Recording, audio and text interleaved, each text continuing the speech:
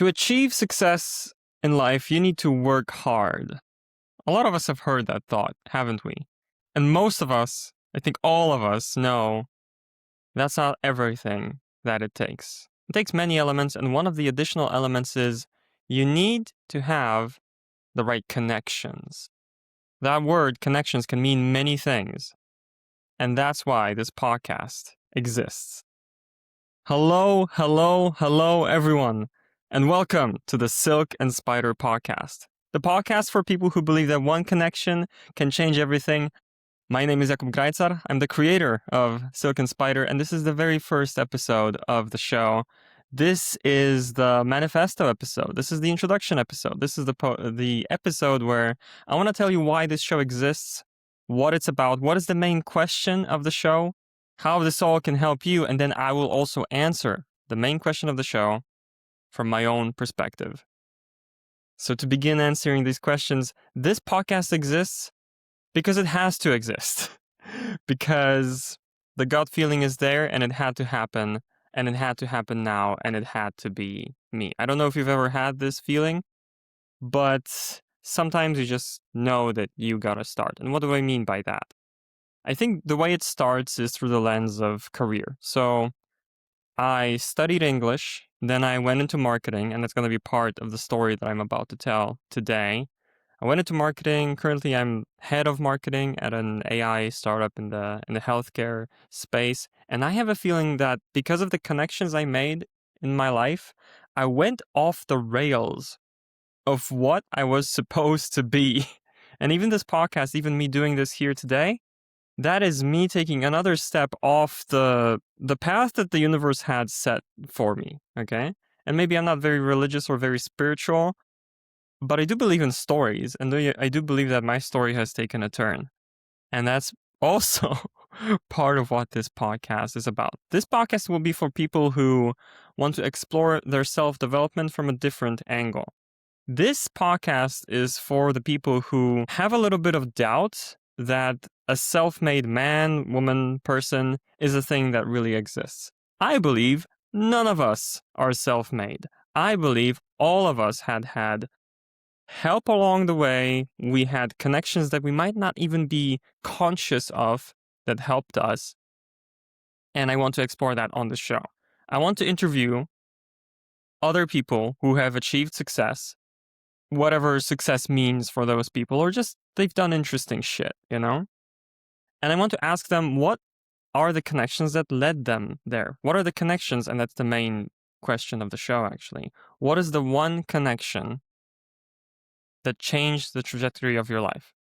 Actually, no, I said it wrong. What is one connection that changed the trajectory of your life? The in there is important. I'm not just looking for the one connection, because the stories are going to be diverse, and I think some people are not going to be able to disclose just the one connection that changed the most for them. But one connection, something significant that changed the course of their life. And that connection is broadly defined, you know? It can be a person, definitely. And I expect a lot of people are going to have stories of mentorship. Mine is a story of mentorship, the story I'm about to tell in just a second. But it can be also a place, an organization, or maybe you just connected with an idea and that changed the course of your life. I mean, I already have an episode of the show recorded where somebody said the connection, spoiler alert, is with themselves. And that surprised me already, and we're just getting started. So that's what this show is about. Sure, we'll delve into self-development. We'll delve into what kind of mindset you need to get far in life. But I also want to tell the stories of people who just popped up in your life, in the lives of the guests, and made an impact. A mentor, maybe one of the stories is going to be about an enemy, you know? Because having a good villain can be a powerful force as well. Might be an organization. One of the stories already recorded is definitely about that. And we talk about teamwork. We talk about being in the army. We talk about building a positive culture and carrying that forward, about difficult decisions. Excellent episode with Chris Dubois. That's already, at the time when I'm publishing this, that one should already be up. So you should give that one a look. And that's what I want to do with this show. It has to happen because there's too much content out there talking about how people achieve success by themselves and not enough about recognizing what happened along the way. Not enough about recognizing the weird twists of fate, the freak accidents that led to all of these events happening, to all of that success happening. So we need to tell those stories. I need to tell those stories, and I'm going to start right now. So if this were a guest episode, I would say, okay, for the main question of the show, what is one connection, one significant connection that changed the trajectory of your life? A person, a place, an organization, or just an idea? For me, well, let me set the stage. I already said, my current state. I'm in marketing. I had led a team of 10 content marketers. I've been doing marketing for almost 10 years, actually. Now I'm at a startup. I have a team of basically 2 people. I was not supposed to be a marketer, I don't think. I don't think I was supposed to land here. And I don't think I was supposed to land in a situation where I'm doing what I'm doing and enjoying maybe not huge professional success, but some professional success, definitely. And also, I would not be the person that I am today, focused on self-growth, starting my own things, like this podcast, and I started a couple other things. I played in a band, wrote novels, I participated in speech contests. All of that never would have happened if it weren't for one connection. And that connection is, well, at the time when this begins, I am 20, 21, and I just moved here to Poznań, a city in Poland which is in like the top 5, top 7 largest cities here in Poland. I moved here to study English. I was always good at English at school, and I always thought that was the railroad that I'm gonna be on for the rest of my life. I always saw myself, since I was little, it started when I was like 5 or 6. I was watching Cartoon Network on TV. This is, 1998, okay? On Polish TV, we had Cartoon Network, but it was not localized in any way. It was just raw, original English, no dubbing, no subtitles, nothing of that sort. It was a minor miracle we even had Cartoon Network. So I was watching, Cow and Chicken, Dexter's Laboratory was definitely one of my favorites, Powerpuff Girls, all that good stuff, Johnny Bravo. Some of you, leave a comment if you've seen those, okay? So that's where I was. And that's how I kind of started acquiring English as a language, and I just leaned into my strengths from that point onward, I just focused on English at school. When we had the kind of end of high school exams, I knew I would be doing that exam in English. I would be taking English on that exam. It's a complicated system, not so important. And I also took part in this English language contest, which actually gave me entrance into doing English at university, any university I picked in Poland, because I got high enough in the contest. They call it the English Olympiad here in Poland, okay? Because yeah, I'm Polish, I'm in Poland. But don't worry, a lot of what we're going to cover on the show is going to be very universal. And a lot of the guests are going to be from all over. I've got such an exciting list of guests. A few continents in there, many countries. But anyway, so I moved here to Poznań to study English. And initially, everything was going in that direction. I started learning not just, grammar and vocabulary, but we had these phonetics classes that also taught us how to acquire the accent. It's been over 10 years since I had those classes, but some of it still sticks, which I'm really happy about. But at that time, I was also interested in personal development. Have you ever had that? A point in your life where you feel like, okay, I want to learn how to grow my skills, how to be better. There's a lot of different problems that spur people to focus on that, right? You might be dealing with procrastination. You're putting things off. You're not motivated. You want to get fit. Or you're dealing with anxiety. You're feeling depressed. Of course, for like capital D clinical depression, there's other ways, right? But just a moment when I thought, okay, I want to do more. I had the time to do more. I was studying and not working at the same time, which I know is a blessing, right? Is fortunate. And I'm glad to have that fortune. And if I were to point out one connection, I mean, a lot of people are going to also have that in the back of their minds, I'm sure, as they answer the question, What is the one connection that changed your trajectory? What is one connection that changed your trajectory is, parents, right? My mom and dad supporting me enough to be able to do this exploration. But that's not who the story is about. I saw this announcement on, I don't know, it must have been Facebook. Old Facebook, that was just starting to be like a thing. Or we were like 5 years into Facebook here in Poland at that time. There was going to be this meeting of practitioners of self-development, In Polish, it turned out to be like a pretty nice acronym, right? They were called Meet Pro uh, meetings. And spur of the moment, I decided, okay, I'm going to go there. I'm going to, find out what that's about. I'm interested in self-development right now. Why not give it a shot? I remember I almost got lost on the way there. I was in a neighborhood that at that time was totally foreign to me. Some years later, I would end up living there, actually. So that's an interesting story in itself. I went to this meeting, and you have to understand, kind of, from a society point of view, this was cringe to do, This was cringe to do, as in, I knew that the meetings were run by a life coach, and every time somebody from my environment heard the words life coach, they were like, oh gosh, they're charlatans, they're fake. Fake is definitely part of it.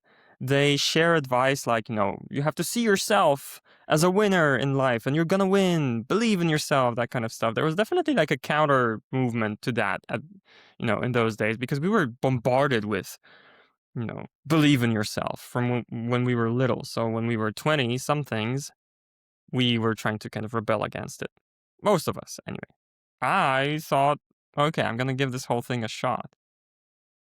So I went there. There was a bunch of young people. Again, we were all 20 something at that time. And it was how you might expect it, workshops, classes. I remember there was always a time for meditation. The whole thing, a meeting would last like 4 hours, for example. And during that time, there might be a lecture or workshop on like time management or motivation or productivity. And there might be a meditation included in that. And then there was the after party. That's where I met my connection. My connection's name is Michal. Michal was, at the time, I felt like he was everything I wanted to be, I knew I had it in me to be a speaker, for example, because, previously in high school, for example, I really loved doing like theater classes. I played Romeo and Romeo and Juliet in middle school. I had that, that bone in my body, right? Michał, though, he was so much more advanced, composed on stage. He had this stance, this straight back. He did not do any of those ums and ahs when he was speaking. Over time, I would also make a lot of effort to remove these from my vocabulary. Because I'm talking about these sounds now, I'm ultra conscious of not making them. But anyway, let's move on. And he's talking about self-development. He's talking about how to be better, how to build better habits, for example. Habit building was part of it. At that time, I was already reading books. I was reading like Charles Duhigg's The Power of Habit. I don't know if you've heard about that one. That, Atomic Habits, James Clear's book, which is like the most popular self-development book right now, that was not a thing back then, okay? James Clear was blogging a lot. He was building up this body of knowledge that he was going to share later in the book. And I think personally his success is well deserved. I was reading The 7 Habits of Highly Effective People by Stephen Covey. That was a good one. So I was getting immersed. But really talking with people who get it, people who don't cringe at self-development, that was transformational. But Michał was the main man. I remember not that much from the classes themselves or the meditation, other that there was a meditation. But I remember the after party. We went to this place that had like beer and bowling. I don't think we did bowling that evening. There was some beer. And Michał had this posse around him. He had a few young guys around him, asking him questions, trying to learn from him, trying to come up with ideas of more stuff to do together. And I remember looking at them from a distance. I might seem extroverted when I'm talking like this on a podcast, right? But I'm actually, and definitely at that time, I was not extroverted at all. I was the guy who was always standing by the wall during the school disco. I was the guy who was really shy to talk to girls, all that good, quote unquote, good stuff, right? I almost didn't approach him. That's the thing that gets me the most. I almost didn't approach Michal. What went through my mind that I ultimately approached him? I'm asking myself this question because I love to ask this question to my guests. I've done, over 100 podcast interviews at this point, and I still want to do more, which is why I'm starting another podcast in addition to the podcast that I'm running for my company. That's a different story. Because I like to look into people's heads in those pivotal moments, and that was a pivotal moment for me. Nobody's ever hit me with that question before. Now I'm hitting myself, and my response would be, I've had the feeling that this is an opportunity that's fleeting. Might be true, might not. Maybe next week or next month there would be another meeting and I would talk to Michal then. But at the time, I focused on, you're not going to get another shot at this. And you better start moving your legs, however heavy they feel, and start walking towards that guy. And you don't know what you're going to say, but say anything. So there was an awkward hello. I introduced myself. I don't think it was even that. I wasn't that brave. I just kind of hovered, started listening in. And over time I said something. One thing led to another, and I met Michal. So Michal was a life coach, and he was running this company, training company for, not for companies, but like for individual people, called Train Brain. So he talks a little bit about that. He talks about the life coaching, and he says, hey, I'm starting a mastermind group. Would you like to join my mastermind? And I'm like, what's a mastermind group? I had no idea at the time. A lot of you watching or listening might know, it's a group of people who, on the one hand, there's this facilitator, this mentor figure. On the other hand, there's, a group of like 4 or 5 people. I think there was 4 of us in that group, who come to the meeting with certain problems they want to solve in a certain discipline or field. So that you might have like an executive mastermind group, a leadership mastermind group, a marketing or sales mastermind group, right? And they not only try to solve it with the facilitator or mentor, but they also try to help each other. I come to you with the problem of, I don't know how to write good emails, for example, at work, or good newsletters. And somebody else says, hey, I do that for a living. I actually do write emails for a living, kind of as part of my marketing. So I would be the one giving you advice in this in this instance. Although there's always more to be learned in this discipline. So I ended up joining this mastermind group, and I ended up learning from Michal. And not to rehash every beat of the story, but he introduced me to a bunch of things that changed my life. I mentioned that this might be stories about people or places or organizations or just an idea. And I think he introduced me to all of these, really. Place? Well, those meetings were a place, definitely. The office building where he had some leased office, like a cubicle or something, I think. It wasn't a cubicle. It was like a separate room where we occasionally had these mastermind meetings. Get your facts straight, Kuba. My name is Jakub, but it's shortened to Kuba. So if I use Kuba, it's not the country, it's my name. It's like Robert and Bob. Okay, let's move on. Why are you asking about this? Let's move on. Why are you specifically asking? Anyway. So he introduced me to LinkedIn, for example. And I know, okay, this one gets groans of cringe even today. But at the time, LinkedIn was, first of all, fresh. Second, not filled with AI crap. And third, it was honestly a competitive advantage on the job market to be on LinkedIn. So we started an account and started collecting connections there. And that was the first kind of leg up in my career that I got from Michal. And he also introduced me, which is a significant chapter of the story. He introduced me to Toastmasters. So what is Toastmasters for the people who haven't heard about it? Toastmasters is an organization of leaders and speakers. The way it works is there's meetings every week. There's a meeting, people do speeches, and then people evaluate the speeches, and there's different roles you can take at these meetings. And the overarching goal is to get better as speakers and to get better as leaders. So kind of the initial layer that attracts you is, okay, I want to do a killer speech at my annual summit of my company if I'm a CEO, or I want to get better at presenting on YouTube, for example, or I want to just get out of my comfort zone, build up my charisma and confidence. All of these are valid, right? All of these are valid. But then what you stay for, what I found is you stay for the leadership stuff. So the smallest unit of organization in Toastmasters is a Toastmasters club, which can be 20 people, 30 people, 40 people, maybe 10 people, maybe 50. That meets once a week, once every 2 weeks, and they have these meetings, which have a pretty set structure. The roles you can have at these meetings is you can host the meeting, you can be the MC, you can be the person who's in charge of just the timing of the speeches and all the elements. So you've got these flags, green, yellow, and red, and you wave the green flag when somebody reached the minimum time of their speech or slot. So for a typical speech, that might be 5 minutes. You wave the yellow flag if they're in the middle of that sweet spot, let's say, and then you wave the red flag when they're over the time limit.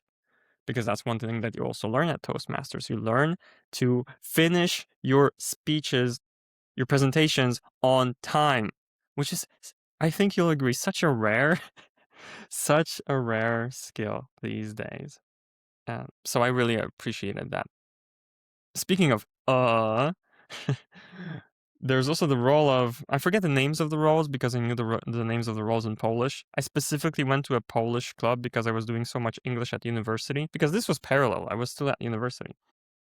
I had so much English at university, I was forgetting how to speak Polish, so I wanted to join a Toastmasters club in Polish. But anyway, one of the roles is also just pointing out when people do these ums and ahs, just controlling that.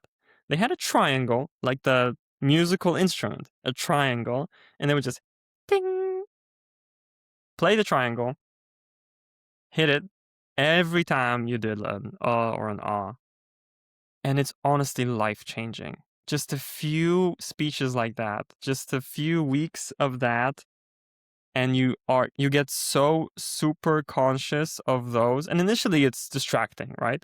But over time, as you build a habit of not making these sounds, it actually gets a lot better. Your speech gets a lot smoother, and you'll find that the best speakers actually don't do these sounds. Or even the best YouTubers, they don't do these sounds. And that's because they trained. Or, editing, of course, for video content. But I always gravitated to the live stuff, At some point I would join a band and we performed live, and that's exciting. Speeches live are very exciting. Even, in terms of podcasting, the first podcast I started was actually a series of live streams. Anything could happen. And we talked about business stuff. We talked about building software. I talked with chief technological officers, at pretty large companies. But I preferred it live. I preferred when it just happened and you couldn't edit anything after the fact. So I joined Toastmasters. At Toastmasters, I climbed through the ranks, one might say. I took some roles in the club. Eventually, I became the president of a club. I was doing some mentorship roles there as well. What taught me the most was definitely leading the club. Have you ever led something, led a group of people in the sense of you are the top dog? You're the guy or gal, you're the person with which the buck stops. Getting a first taste of that was really enlightening because there's such a variety of, I just hit my hit my table. Such a variety of different bullshit that comes your way, different issues, different problems, right? That this only happens when you're at the top. Because there isn't a chief, somebody wants to leave the club because it's too expensive, officer, There isn't a role like that. You need to have those conversations and those negotiations. And by the way, I'm not mentioning this as a success story. It is a true story, but the people just left. We had to raise the kind of the rates of being a member of Toastmasters. That was imposed on us. So of course you have ultimate responsibility for the money that the club has, just all sorts of stuff. comes up to you when you're in that position. So Toastmasters was a big chapter of it. And again, this stems from the connection with Michal. He came to the meetings as well. We had speeches. So he had speeches, I had speeches. At one point, we did a special meeting where everybody did roasts of each other. And a lot of people made speeches that were really tame, like a roast of Toastmasters in general, saying stuff like, oh, people say we're like a cult, ha ha ha. Just rehashing inside jokes. And I mean, these were good speeches, don't get me wrong. If you made one of those and you're listening to this, great job. I still remember it fondly to this day, right? But I came up on stage and I said, I'm gonna roast Michal. I'm gonna roast him. Because at that point, we were good friends. We were working together. I started doing marketing tasks for him for Train Brain. I'll talk about that in a second. But I roasted him. For example, one time, Game of Thrones was pretty new by that point. It was not finished. We were like 3 seasons in. And I was definitely watching. I was an active watcher of Game of Thrones. But I was hanging out with Michal, not in a professional capacity, just hanging out. And he mentioned Game of Thrones, and I'm like, oh, Game of Thrones, what's that? I was being ironic. Okay, I was being ironic. Of course, I knew Game of Thrones. But then he made those super big eyes and he said, you haven't watched Game of Thrones? So I went along with it. I said, no. Why? Well, it's the best. It's the best. Can I tell you about it? And he just ended up, summarizing all 3 seasons of Game of Thrones in one evening, all the dragons, all the battles, all the conflict, everything else that happened. And I kept a straight face the entire time. I think I did, at the end of it, reveal that I actually watched it, but I just couldn't stop his enthusiasm, So yeah, other than him being, like a figure of inspiration, one might say, we ended up becoming friends as well. So I mentioned marketing because the whole point of my story is, okay, so I started to do things that I never thought I would do, like going to this mastermind, like, okay, joining LinkedIn, I suppose, nobody really aspires to join LinkedIn, right? But Toastmasters, that was a total adventure. It was totally different. But also, I mentioned kind of how I got in marketing, how my career changed, how my fate changed professionally. And why is it important that I went into marketing? You have to understand, because I started my career in a certain way, I met a ton of people that influenced and inspired me in so many other ways. This is why this is my one connection, okay? Because it changed so much. It led to so much. I met people who I'm going to have as guests on this podcast, people from the US, people from all sorts of places, all sorts of organizations, all sorts of walks of life, who gave me ideas for how to build my podcast. One of these people, through connection after connection, was somebody who gave me this idea of networking or connecting with people, making introductions being one of the main things that you do professionally, which is something that I still feel like that's something that I want to do and want to build towards. And this podcast is partially a vehicle towards that, although it's not just a professional podcast. It's about life stories. It's about connection stories. I hope that's been communicated clearly by now. Okay, where was I? Talking about marketing, talking about the connections I made through this career change. And the career change happened because I went through the mastermind with Michal, then I was coached by him, which was interesting and useful, and I still remember some of those. Well, lessons might not be the best word because life coaching, ICF style, so this International Coaching Federation, I believe it is, ICF anyway, look it up.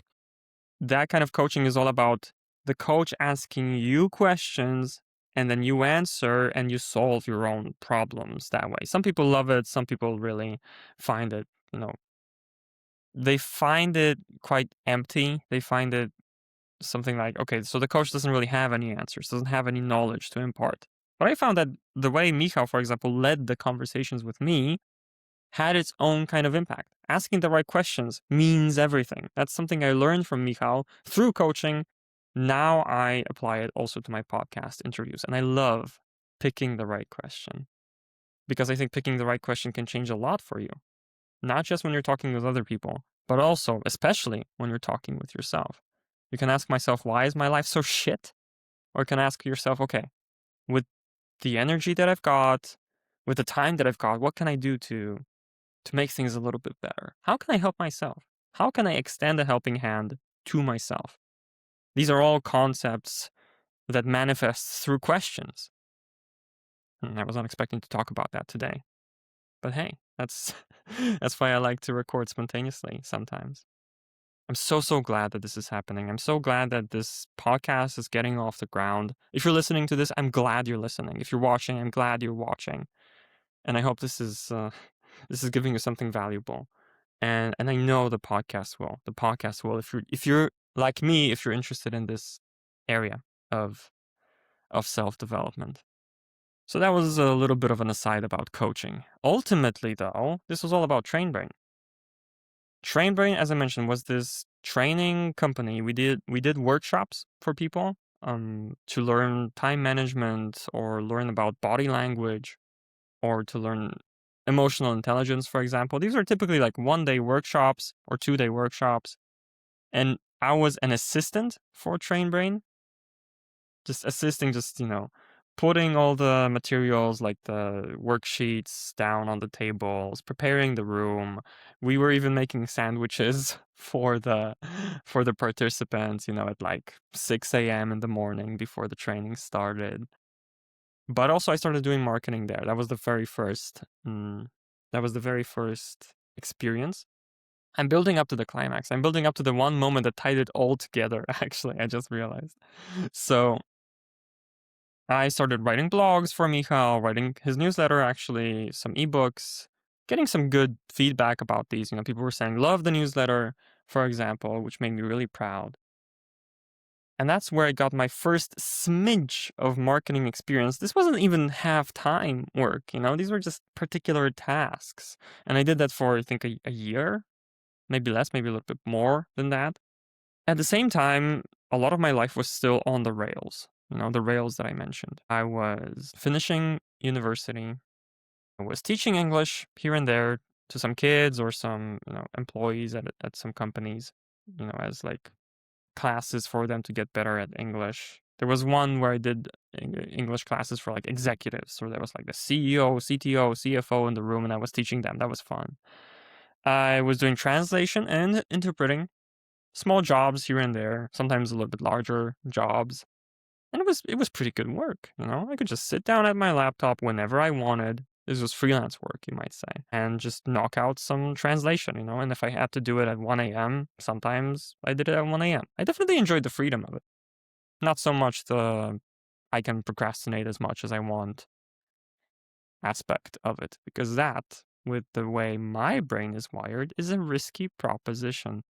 So I'm doing these marketing jobs and I'm doing my, core, let's say, work of using my English skills to make a living ish.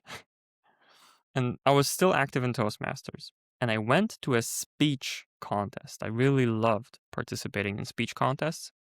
My top moment of that part of my life was when I won the country-wide level of the Toastmasters speech contest, and I got to go to Athens to compete. So I had a chance to do public speaking in Greece, in Athens. That was definitely something that I really enjoyed. At that time, though, it was just a local stage of the speech contest. I had my speech prepared. I wish I remembered which one that was. But anyway, where it happened, and this is also another crazy connection, is it happened in the basement of an office that, spoiler alert, belonged to the company that I would ultimately work for as my first marketing job. The job that took me from entry level first marketing hire to managing a team of 10 people within like 5 years. Which you might see as fast, you might see as slow, but for me it was definitely fast and it was definitely great. The speech is not important. The contest is not important whether I won it or not, although I do remember myself winning. In the audience, though, there was Agnieszka. I suppose the second most important person, if I were to name a person in the story. Agnieszka was there, and everything came together in that moment. I was at a Toastmasters speech contest, would not have been there if it weren't for Michal. And Agnieszka was looking at her phone. Okay, Michal did not give her her phone. I presume she got her phone herself. On the phone, though, she was looking at LinkedIn. She was looking for candidates for an inbound marketing specialist job. And she was looking at my profile, the profile that existed because of Michal. And she looked up and she saw me on stage at that same moment. She was looking at my profile and she saw me on stage. Isn't that crazy? And that evening she sent me a message to maybe take part in this recruitment process. And initially I totally ignored it. Only the next day I decided to give the email a click, I suppose. And the one thing that they did right at the company STX Next is they published the kind of pay brackets. When I saw that, I thought, okay, I'm going for that 100,000%. It was a good pay bracket. It was in IT, STX Next is a software house, software development company. So that was definitely a good place to be at that time. It was 2016, I believe. It was a good time, a time of abundance in that industry. And I got there at the exact right moment. Why? Because on a whim, I went to that meeting of personal development practitioners. Because I spoke with Michal. Because I stuck with Michal. Because I did some crazy things like making sandwiches for these training participants, like going to Toastmasters, like saying, yeah, I'll be a club president, everything. Because the way I got that job, of course, I had previous marketing experience. I could talk about my Toastmasters experience. I had to present, and I was good at presenting because of Toastmasters. All of that stems from this one connection. And that one connection was when I met Michal, the life coach. And things progressed from there. More marketing experience. I worked with an American agency, implementing ClickUp for marketing agencies at some point. Now I work over at Talkie AI healthcare, as I mentioned. Again, I'm somewhere, in a place that's really cutting edge, one might say. I'm in an AI company in 2026, since 2025, actually. Good time to be here. Interesting time to be here, to be sure. But interesting time to be alive in general, I'm sure you'll all agree. Would not have happened if it wasn't for that connection. And I met so many other people through all of that, so many other stories and so many other adventures that I'll just leave for next time. Because for today, I just wanted to answer the question for myself. I wanted to record the first episode, give you a little bit of context about myself. Now you know a little bit about my story. And some of these bits and pieces are going to be showing up in the further recordings of the show. I've got 2 guest interviews recorded. I've got this one recorded. And we're ready to start. And I'm ready to see what happens. And this is going to be a YouTube channel with 0 subscribers. Hey, maybe because of you, it's going to be 1 or 7 or 70. Okay, go ahead and subscribe. I wouldn't mind. It's good. We're starting on the ground floor. And for the first time in a long time, building something entirely of my own, entirely for myself. Again, because I must. At the end of each guest interview, what I'm meaning to do, what my plan is I'm going to also ask them, who would you like to connect with? Silk and Spider might seem like again, cringy or unfitting name for this kind of show, but I really do see it as a web of connections. It's a metaphor, okay? These still exist. So I want to follow the web where it takes us, okay? Talk with a few people, talk with people that I know. I've got 50 guests planned, not booked, but planned. And I think a lot of them are going to say yes. But then I want to ask them, okay, who else should I talk with? Who's got an interesting story? Who should I meet? Who do you want to meet? So that over time, within this web of connections, I might introduce people to each other that would never have met if it weren't for me. I'll be there, Michal, their catalyst, their connection. So that's part of the plan as well. And I suppose, keeping in the spirit of the episode, I should ask myself now, right? Who would I might want to meet? I definitely want to meet people who also think a lot about networking, matchmaking, I guess. This is something that interests me and excites me right now, is being the person that makes introductions, the person that makes Okay, makes deals happen sounds really blunt, or I don't know, it doesn't sound fitting. But I really do feel like when it's like with co-founders, right? When two co-founders meet and they mingle and they fit and they mesh and there's synergy, right? That can lead to amazing things. And I would love to be able to be one of those people who makes these connections. Maybe this is, maybe this will take me into the world of like startup VCs or something like that. Or maybe into the world of, I don't know, maybe back to Toastmasters actually at the end of the day. I'm not sure, but I love having my own platform where I could have anyone, whether it's a business coach or a personal friend or just a person I met online who does voice acting, for example. I have a little bit of a thread in there as well in my story. And just talk with them, just talk about their connections, what shapes them. How did they get to where they are right now? And not self-made, but who helped them along the way? What helped them along the way? Definitely there's always hard work involved. You have to put in the work, but it doesn't have to be that hard when you have the right connections.